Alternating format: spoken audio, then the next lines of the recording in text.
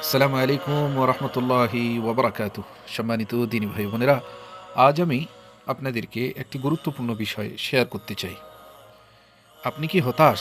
মনে হচ্ছে আপনার জীবন অন্ধকারে ডুবে যাচ্ছে? শুনুন প্রিয় ভাই বোনেরা, হতাশা কোনো রোগ নয়, কোনো অসুখ নয়। এটি একটি সাময়িক অবস্থা যা যে কোনো মানুষের জীবনে আসতে পারে। কিন্তু যদি এটিকে অবহেলা করা হয়, তাহলে এটি ধীরে ধীরে বড় সমস্যায় পরিণত হয়। এমনকি তখন বিশেষজ্ঞ চিকিৎসার প্রয়োজনও হতে পারে। হতাশা থেকে মুক্ত হওয়ার কিছু গুরুত্বপূর্ণ উপায় আমি আপনাদেরকে বলে দেওয়ার চেষ্টা করি। প্রথম বিষয় হচ্ছে, আল্লাহর উপর আপনার বিশ্বাসকে শক্ত করুন। মহান আল্লাহ বলেন, হে আমার বান্দারা, যারা নিজেদের উপরে জুলুম করেছ, তোমরা আল্লাহর রহমত থেকে নিরাশ হইও না। নিশ্চয়ই আল্লাহ সব গুনাহ ক্ষমা করেন। তিনি পরম ক্ষমাশীল, পরম দয়ালু। মনে রাখবেন, নিরাশ হওয়া হলো হতাশার সবচেয়ে ভয়ঙ্কর স্তর। দ্বিতীয়ত, যেসব চিন্তা আপনাকে হতাশার দিকে ঠেলে দেয়, সেগুলো থেকে নিজেকে দূরে রাখার চেষ্টা করুন। তৃতীয় বিষয় হচ্ছে, যেসব বন্ধু সবসময় নেতিবাচক চিন্তা করে, জীবনকে অন্ধকারভাবে দেখে, তাদের থেকে দূরে থাকুন। চতুর্থ বিষয় হচ্ছে, নিজের সমস্যাগুলো সমাধানের চেষ্টা করুন। নিজের উপর আত্মবিশ্বাস গড়ে তুলুন। আর যদি নিজে না পারেন, তাহলে অভিজ্ঞ কারো পরামর্শ নিতে দ্বিধাবোধ করবেন না। পঞ্চম বিষয় হচ্ছে, আপনার জীবনকে একটি সুন্দর পরিকল্পনার মাধ্যমে মধ্যে আনুন। লক্ষ্য নির্ধারণ করুন এবং সেই লক্ষ্য অনুযায়ী চলাফেরা করুন।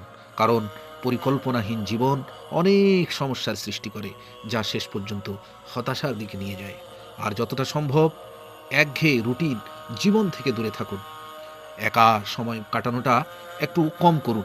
ষষ্ঠত বিষয় হচ্ছে, নিয়মিত শরীরচর্চা করুন। বিশেষ করে এমন ব্যায়াম যা আপনার মনকে শান্ত করে। সপ্তম নম্বরে, প্রেরণামূলক কিছু শুনতে পারেন যা আপনার মনকে বদলে দিতে সাহায্য করবে। অষ্টম নম্বর বিষয় হচ্ছে, নিজের বাহ্যিক রূপ পরিচ্ছন্নতা ঠিক রাখুন। পরিপাটি ও পরিষ্কার থাকা আপনার মনকে ভালো রাখতে সাহায্য করে। নবম বিষয় হচ্ছে, জীবনের কোনো ক্ষেত্রে ব্যর্থ হলে ধৈর্য ধরুন। হতাশাকে আপনার উপর আধিপত্য করতে দেবেন না, বরং আপনি হতাশাকে নিয়ন্ত্রণ করুন। আর কোরআনে চিকিৎসা বর্ণনা করা হয়েছে। মনে রাখবেন, পবিত্র কোরআন হলো মানুষের জন্য সর্বোত্তম চিকিৎসা। আল্লাহ তাআলা কোরআন নাজিল করেছেন মানুষকে হেদায়েত দেওয়ার জন্য এবং মানুষের সব সমস্যার সমাধানের জন্য। বিশেষ করে মানসিক সমস্যার জন্য কোরআন হলো সবচেয়ে উত্তম ও কার্যকর চিকিৎসা। কোরআনের তেলাওয়াত মানুষের অন্তরে প্রশান্তি এনে দেয় এবং হতাশ হৃদয়ে শান্তি নাজিল করে।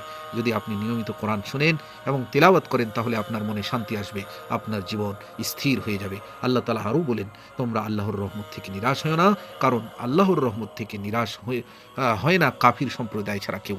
দেখুন, কোরআন স্পষ্টভাবে বলে দিচ্ছে, যে ব্যক্তি নিরাশ হয় সে ঈমানদার নয়। কারণ একজন মুমিন সবসময় আল্লাহর উপরে ভরসা রাখে এবং জানে যে কোনো সমস্যায় আল্লাহ তার জন্য যথেষ্ট। তাই প্রিয় ভাই বোন, আপনি যা করেছেন তার মূল্য আছে। আপনার কাজ আপনার জন্য গুরুত্বপূর্ণ এবং সমাজের জন্য গুরুত্বপূর্ণ। তাই হতাশ হওয়ার কোনো প্রয়োজন নেই। মনে রাখবেন, আল্লাহ আপনাকে কখনো ছেড়ে দেননি। আপনি শুধু একটু দূরে সরে গেছেন। ফিরে আসুন আল্লাহর দিকে, আপনার জীবন আবার আলোয় ভরে উঠবে ইনশাআল্লাহ। আকুলু কওলি হাযা ওয়া আস্তাগফিরুল্লাহ লি ওয়া লাকুম ওয়া লিসাইরিল মুসলিমিন। ওয়াসসালামু আলাইকুম ওয়া রাহমাতুল্লাহি ওয়া বারাকাতুহু।